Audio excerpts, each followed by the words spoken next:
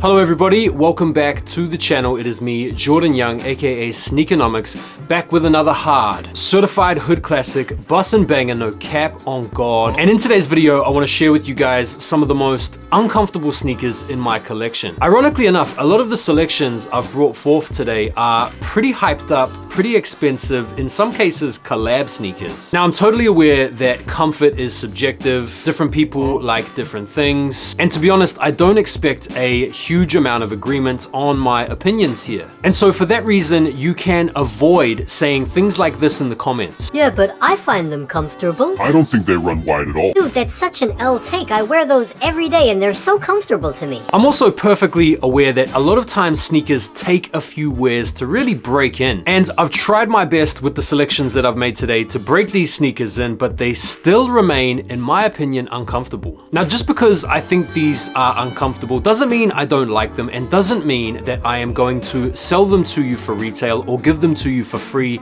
so you can also leave those comments out as well. First up today we have these, the Air Jordan 2 Low Off-White. These are uncomfortable. The main problem I find with these is the room in the toe box. You see, these have a very low slung, rounded off toe box, which doesn't afford much room in the toe. I also find they run a little bit narrow, and so they tend to cinch in and pinch on the pinky toe. And you might be thinking, bro, you should just go like half size up or a full size up. But the problem with that is because these are so low slung and because they're really heavy, like this is legitimately a heavy shoe, if you do go half size or a full size up, your feet are just going to fall out of these as you walk, unless you're tying them up tight enough to basically cut off the circulation to your feet. The midsole is also really unforgiving as well. Not a particularly nice wearing experience. Next up, we have these, the Nike SB Dunk Low Huffs. This is one of the cooler pairs that came out last year, in my opinion. A couple of features that I do like with these. I do like the slimmer tongue, really like the colorway and the details. It's a really nice shoe. The only problem with these is that they do run quite small and the leather is very stiff. I've worn these about 4 times now, and only just now are they starting to really break into the point where they're not squeezing in on the forefoot and just making for an uncomfortable ride. It really is just the leather. Once this leather loosens up, these are gonna be fine to wear, but for now, they're just on the cusp. Next up, we've got the CPF Dunks, the Overgrowns, one of the most polarizing and viral sneakers of last year. I think these are really cool, but they fit so small. I actually went up half a size with this pair and they still run small. If you are considering getting a pair of these and you wanna rock them with the insole, make sure you're going at least a half size, if not a full size up. Now this material on the upper is obviously this kind of mesh material that's been integrated with this long overgrown furry stuff, and because it's quite flimsy, it doesn't really offer much in the way of support. Now I know you guys are expecting an Air Jordan 4, and most Air Jordan 4s, to be fair, are reasonably uncomfortable, at least compared to other Jordans, but one of the most uncomfortable Jordan 4s I think are these, the Amarones. Now I've worn these a couple of times and I know they get better the more you break them in, but these run so small because of this quilted lining that they've got. It kind of like beefs up the interior, so you've got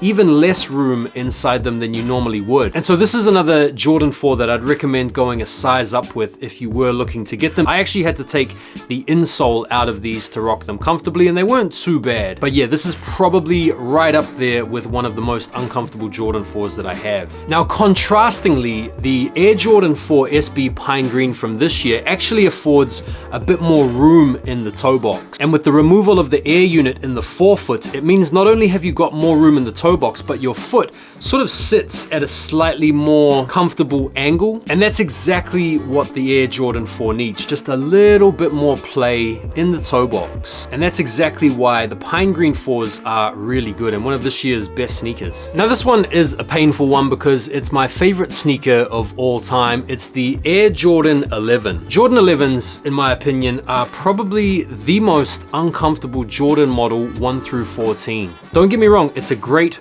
performance sneaker. They're lightweight, they have really good traction, really good stability, really good supports. They're basically everything you want in a basketball sneaker. But if you're not hooping in these and you just want something to walk around with casually, the rigidity is no good. Cushioning is nigh on unapparent. They do run a little bit narrow, and because you've got this stiff patent leather wrapping around it, it means there's absolutely no forgiveness in the upper material whatsoever. They tend to, if I haven't worn them for a long time anyway, cut in on my pinky toe especially. I had to mention an Air Jordan 1. If you guys have been collecting sneakers for a long time, you'll know that the Jordan 1 has often been criticized for being pretty much the most uncomfortable Jordan of all time. I would argue the 11s are worse to wear long term, but the 1s are definitely up there. Now again, if you've broken your pair in and you wear them every day and you're used to them, they're absolutely fine. But the main reason that these aren't particularly comfortable is that there's just not really much to them. They have a very legendarily flat and thin outsole, meaning that there's not really much in the way of cushioning. The high top construction can make them a little bit awkward depending on how you lace them. Sometimes the heel collars can cut in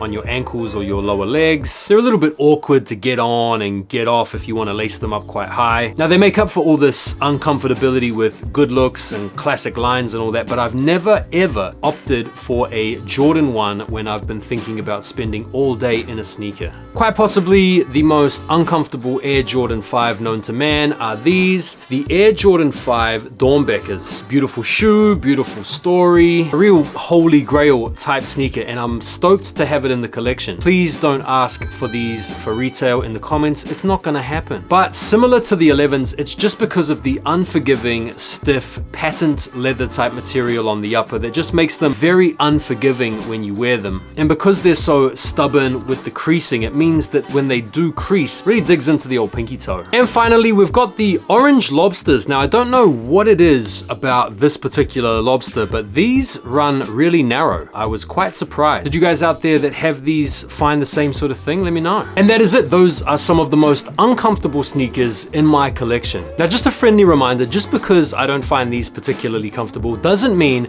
that I want to give them away to you or to sell them to you for retail. I'm also perfectly aware that some of you guys may well absolutely love wearing some of these sneakers and wear them on a daily basis, and because you rock them so regularly, find them comfy as anything. But I think for me, because I tend to like rotate my sneakers and I never really wear any one particular pair that often, that many times over, I find myself kind of reacclimatizing when I throw a lot of these sneakers back on again. And it's usually because of that initial discomfort I get when reacquainting myself with any of these pairs that I'm somewhat reluctant to get back into them in lieu of maybe choosing something that I wear regularly. I'm sure it's the same for you guys out there, but let me know in the comments what you guys thought. If you do agree or disagree, I'm always keen to hear from you guys. Like the video while you're here if you've made it this far, and subscribe if you guys haven't already done so. I appreciate the audience. I'll see you guys on the next video. Take care for now, and peace.